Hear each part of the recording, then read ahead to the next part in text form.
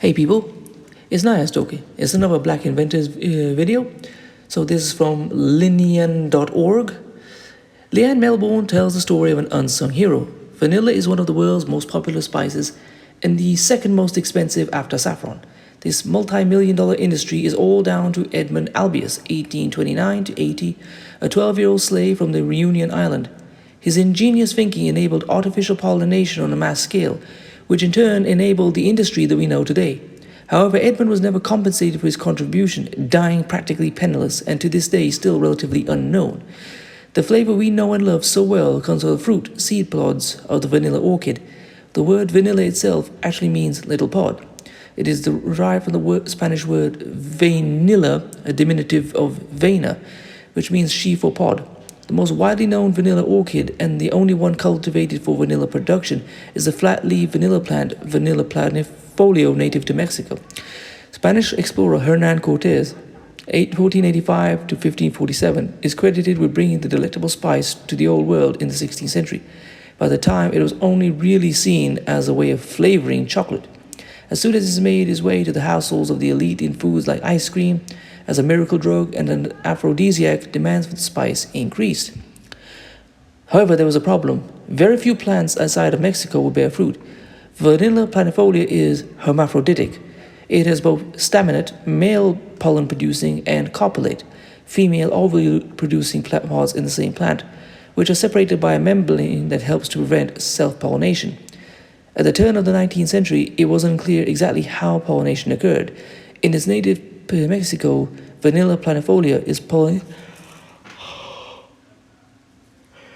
by bees of the Eulema genus, originally thought to be exclusively pollinated by the Melipona genus, the mountain bee. That was later realized to be incorrect. Lubinsky, 2006. It wasn't until 1836 when a Belgian botanist named Charles-François Antoine Morin, 1807 to 58, closely studied the bees pollinating Vanilla planifolia and discerned how pollination occurred, leading to his published account of artificial pollination. His discovery was still very much confined within a narrow circle of academic botanists. However, being quite a fiddly technique, it was best suited to control greenhouse conditions and not the mass scale of production required on plantation fields. Enter Edmund, the hero of our story. Edmund was born to slavery in 1829 in Saint Suzanne on the island of Bourbon, modern-day Reunion. His mother, Melisse, died in childbirth, and he never knew his father, Pamphile. At an early age, he was sent by his master to work with Ferrier Bellier Beaumont on the Bellevue plantation, who taught him all about the study of horticulture and botany. In the late 1810s, Bellier Beaumont received vanilla cuttings from Henry. Just give me a sec to make this a bit bigger to read. Henry Filbert, captain of the Fluid Rhone. Subsequently, he was only able to keep one vine alive, which unfortunately was unable to bear any fruit. Then, whilst walking through his gardens with the young Edmund, Bellier Beaumont discovered two fruits on this solitary 20-year-old vine. To his astonishment, Edmund claimed that he had been able to fertilize a flower by hand.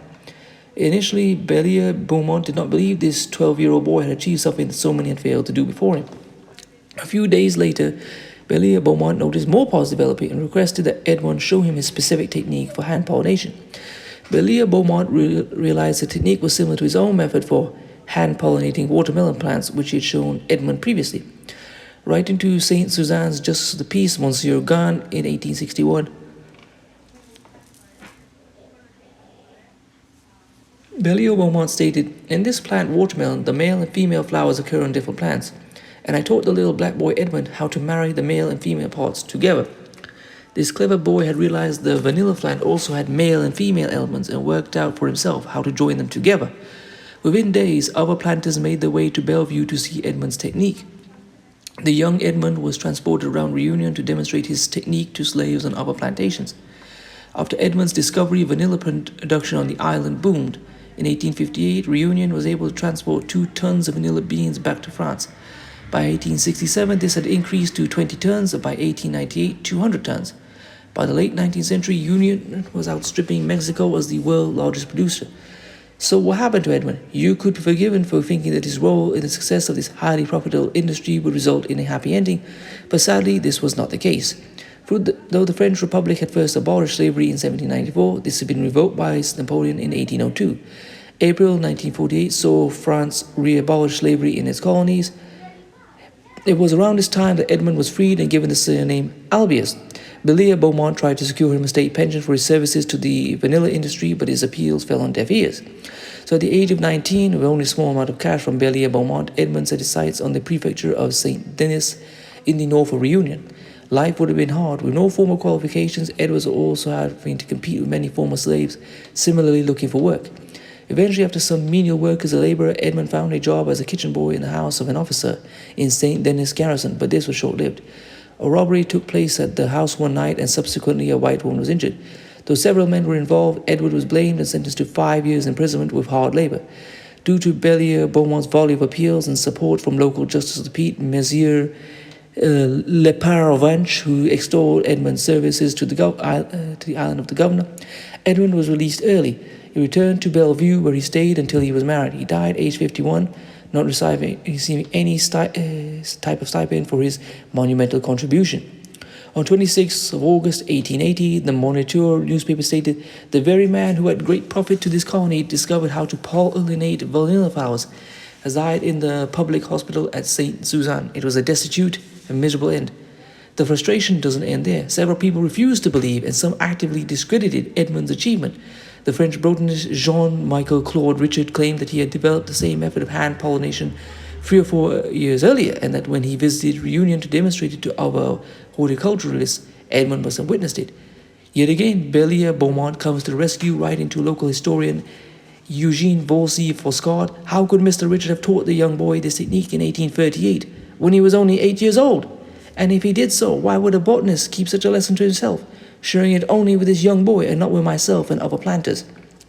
According to Arditi et al. 2009, there was still controversy as late as the early 20th century, where questions were raised as to whether Edmund, an uneducated slave, could have come up with this method. Though through thorough analysis, Arditi et al. Later 2009, they come to the conclusion there's absolutely no reason to believe that Albius could not have figured out all by himself how to pollinate the flowers. And said Eckhart 2004 search through the archives certainly seems to have been thorough. His report should be accepted as definitive. If so, there can be very little doubt that Albius discovered the pollination process on his own. While Edmund probably wasn't the first to come up with the hand pollination technique, it is evident there have been several independent discoveries.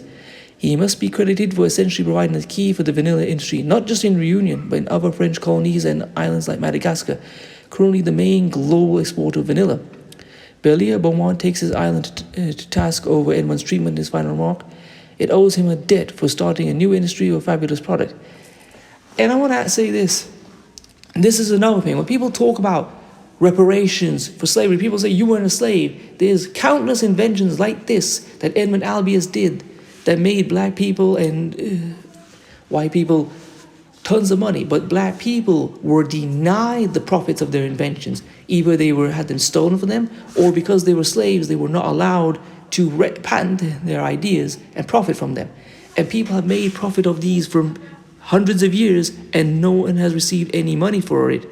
This is another aspect of reparations, technological and intellectual ideas that they have not received profit from, which they need to receive profit.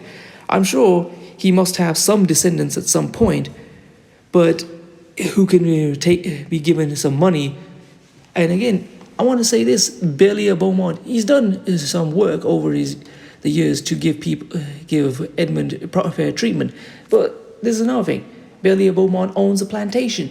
Why couldn't he have just given him some money instead of petitioning the government, give him a pension? Why not give him a portion of the plantation he held himself as a thank you for all these money he had made him? I mean, a few acres out of the thousands of acres that plantation owners had would have been a godsend. But still, it's always easier, like all these white Black Lives Matter protesters, to protest in the street and make a lot of noise than to actually do anything on their part to give justice. So anyway, I hope you've enjoyed this Black Inventors video. Please comment, rate, share, and subscribe. Peace.